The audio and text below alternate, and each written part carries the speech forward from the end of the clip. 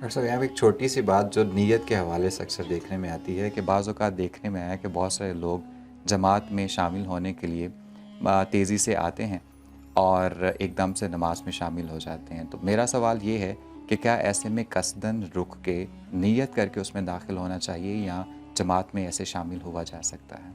نہیں دیکھیں، نیت تو انما الاعمال بالنیات، عملوں کا دار و مدار نیتوں پر ہے، یہ دل سے ہوتی یہ ہے. دل سے الفاظ بعض کا بچوں کو یا لوگوں کو اس لیے یاد کروائے جاتے ہیں یا سنائے جاتے ہیں تاکہ وہ اس طرح کی دل میں نیت کر لیں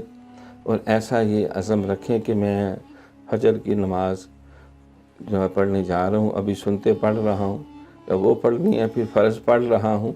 تو اس کے لیے باقاعدہ کھڑے ہو کے انی وجہت وجہ للہ وہ ساری دعا مانگنا، پھر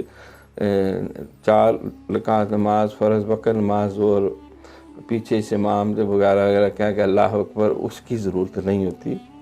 وہ صرف تعلیم کے لیے بس آپ آئے ہیں، باغم باغ آنے کی بجائے سرکار نے فرمایا نماز کے لیے سکون سے جاؤ اور اہتمام سے کھڑے ہو کے اللہ اکبر کہہ کے تکبیر تحریمہ کہو اور پھر آپ قیام کرو. اگر امام رکوع میں چلا گیا تو اتنا تو قیام ہو کہ کوئی تسبیح پڑھی جا سکے، پھر اللہ اکبر کہہ کے جو ہے وہ رکوع میں جاؤ اور پھر امام کے ساتھ اگر آپ نے وہ تسبیح پڑھ لی ہے تو پھر ٹھیک ہے، وہ رکعت مل گئی.